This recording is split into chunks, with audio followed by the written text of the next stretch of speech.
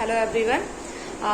आज मैं आपसे एक अपना एक्सपीरियंस शेयर करूंगी और वो सिर्फ एक्सपीरियंस नहीं है, वो बहुत ही महत्वपूर्ण है। वो हमारे समाज के लिए मतलब बहुत ही निंदनीय बात है कि मैंने देखा है कि लड़कियों को एज अ टूल यूज़ किया जा रहा है और उन पे सारे चीज़ें डाल दिया जाता है कि वो घर की इज्जत है, घर की इज्जत है। घर की इज्जत के नाम पे उनकी भावनाओं के साथ इतना खिलवाड़ किया जा रहा है। अभी मुझे लगता था कि वो सिर्फ बड़े में ऐसा होता है, जब बच्चियां एडल्ट हो जाती हैं तब होता है, बट उनके साथ बचपन में भी हो रहा है। जब किसी का बेटा पैदा होता है तो उसको तुरंत वो 2 साल बाद 3 साल बाद स्कूल भेजना स्टार्ट कर देते हैं, प्ले स्कूल में। बट यहाँ पर गर्ल्स को ना मतलब मीजर किया जा रहा है कि एज के अकॉर्डिंग कि कितने साल उन्हें पालना है, मीन्स एज अ बोझ। मतलब जब उनका स्कूल जाने का टाइम आता है तो बच्ची तो है, अभी छोटी स्कूल में जाके क्या करेगी। तो मुझे लगता था कि शायद पेरेंट्स या फिर जो उनके और भी फैमिली मेम्बर्स से बच्ची को बहुत ज़्यादा प्यार और लगाव है, तो उनको लगता है कि मेरी बच्ची क्या ही करेगी अभी स्कूल जाके। बट एक्चुअल में ये रीज़न था ही नहीं। ये रीज़न तो ये था कि वो अभी उसका 21 ईयर्स 18 ईयर्स का उसका वेट कर रहे हैं कि कैसे मुझे ईयर्स काटने हैं। अभी वो फर्स्ट ईयर की है, वो घर पे, सेकंड ईयर की घर पे, थर्ड ईयर की वो घर पे है। जब उसका स्कूल जाने का टाइम आया तो अभी 2 साल उसको स्कूल नहीं भेजो, उसको खिलाए रहो इधर उधर बस उसको। वो अब आपने क्लासरूम को क्या समझ रखा है? क्लासरूम कोई बहुत छोटी चीज है। आपका घर, आपका घूमने की जगह, आपका पार्क, आपको स्कूल को कंप्लीट लगता है 6 to 7 आवर्स। बच्चों को पूरा वर्ड, मतलब पूरा वर्ड से भी ज्यादा उसे हर एक चीज सिखाता है।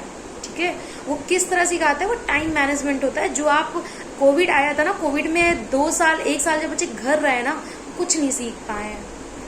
बट अगर हम लोग 15 दिन के लिए स्कूल बंद करते हैं ना, और अगर हमने सिर्फ 15 दिन के लिए भी स्कूल खोला है ना, तो बच्चे की प्रोग्रेस देखना, और जब वो 15 दिन घर पे रहते तब देखना। और आप उसको पहले 2 साल घर पे अंदर रखे हो, फिर उसको स्कूल भेजा, कभी भेजा कभी नहीं भेजा। उसके बाद जिस दिन से वो स्कूल गई बच्ची, उसके टाइम से पढ़ाई पढ़ाई पढ़ाई। घूम नहीं सकती, अपने मन का पहन नहीं सकती, अपने मन का कुछ नहीं कर सकती। बट हर टाइम प्रेशर किसके लिए? हम खर्च कर रहे हैं। उसके बाद हर टाइम बेटा तुम्हें क्लास में फर्स्ट आना है, तुम्हें ये करना है, तुम्हें वो करना है। बहुत ही एक सेकेंड। तो मेरा कंसर्न ये है कि जैसे ही बच्ची स्कूल जाती है तो उसके साथ एक्सपेक्टेशंस इतनी बढ़ा देते हैं। आप किसी भी उसमें देखिए, बच्ची का सिर्फ यही रहता है कि नहीं, मुझे ये प्रूफ करना है, मुझे ये प्रूफ करना है। और प्रूफ करते 9th कर लेती है, 10th कर लेती है। और जैसे ही 10th करती है, अब पेरेंट्स का दिमाग फिर से घूमने लगता है कि हाँ, अब 11th करेगी, 12th करेगी, फिर उसका लड़का देखना है, शादी करना है। वहाँ से चीज़ें चेंज होना स्टार्ट हो जाती है। फिर से उनके सामने यही कि बेटा मेरी इज्जत बचा के चलना, मेरा ये सब कुछ ऐसे करके चलना, वो करके चलना।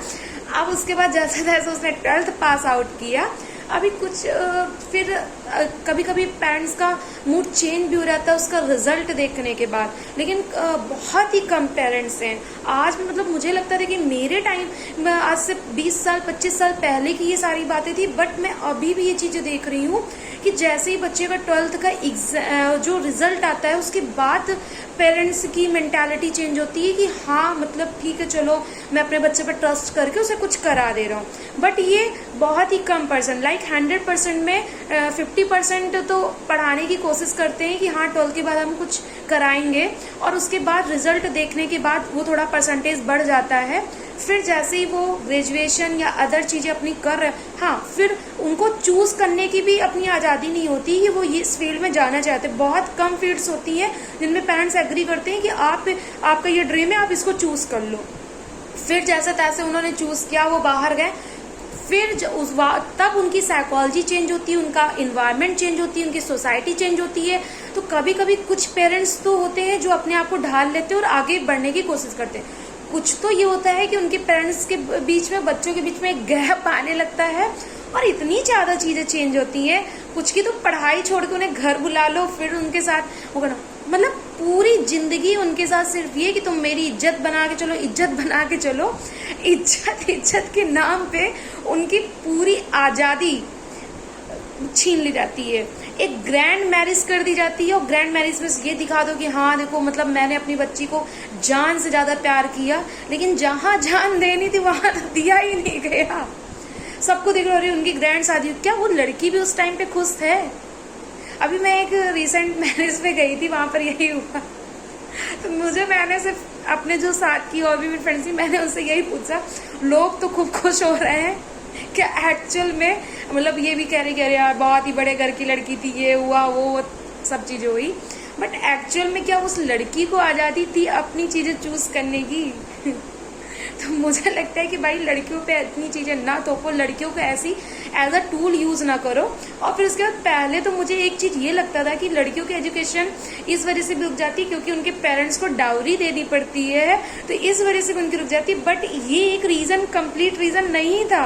रीजन ये भी था कि जैसे हमारी जो लड़कियों की ससुराल वाली फैमिली होती है, अगर वो नहीं भी चाहती है तो जो उनके लड़की की फैमिली वाली थी उनको शो ऑफ करना होता है इतना ज्यादा। डाउरी तो रीजन है ही है।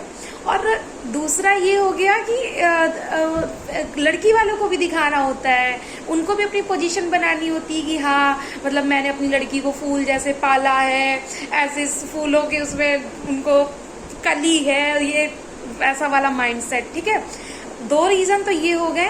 और तीसरा हो गया कि एक अपना ये दिखाना कि नहीं हमें अपनी कास्ट में ही करनी है शादी।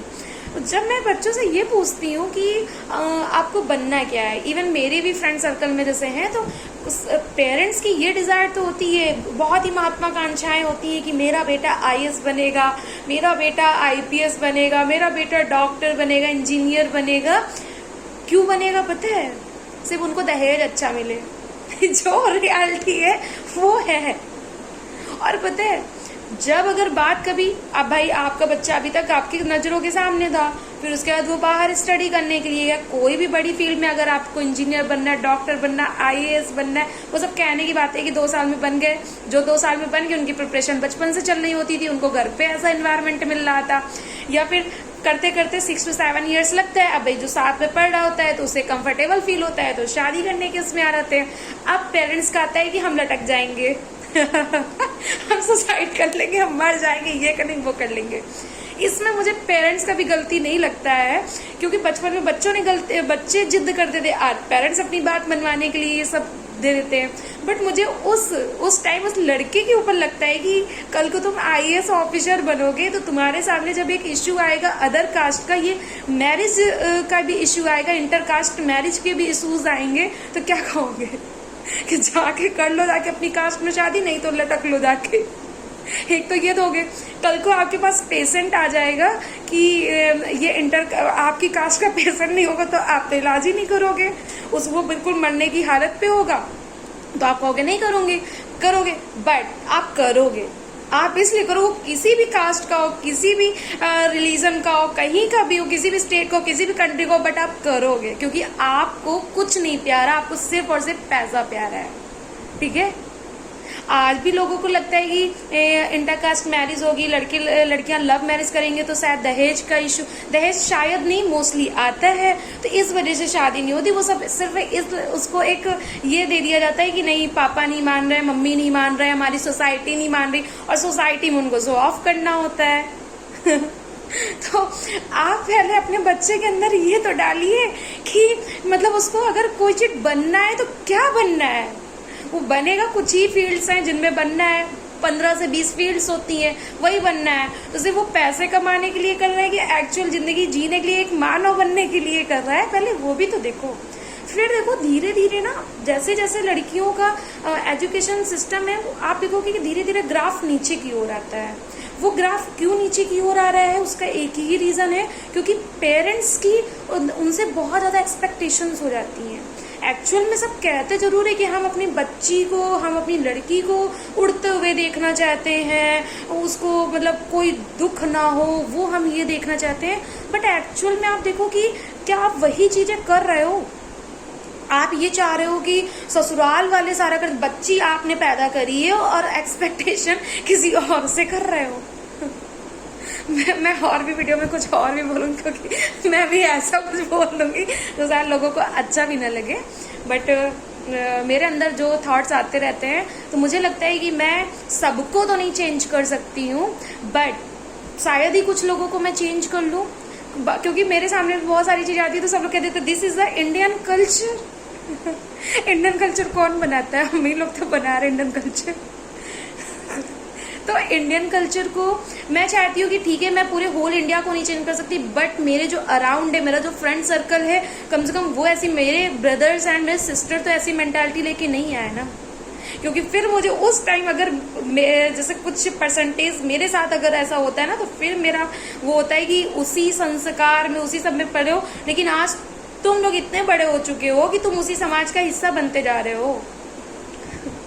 तो किस समाज का हिस्सा बन रहे हो? जो भाई जो मेरी एज का होगा, जो भी मेरे भाई, जो भी मेरे फ्रेंड सर्कल्स होंगे जो मेरी एज के होंगे, एटलीस्ट उनके पेरेंट्स तो होंगे कितने 60 ईयर्स होंगे, तो आप 60 ईयर्स ओल्ड जाना चाहते हो तो 60 ईयर पहले वाली लड़की भी ले लो, है कि नहीं भाई? आप 60 ईयर्स ओल्ड वाली वो चीजें थोपो ना जो चीजें जेन्यून है। 60 ईयर्स ओल्ड वाली सारी एक्सपेक्टेशन लड़की से तो वो कर दो तो ऐसा तो नहीं है। Thank you.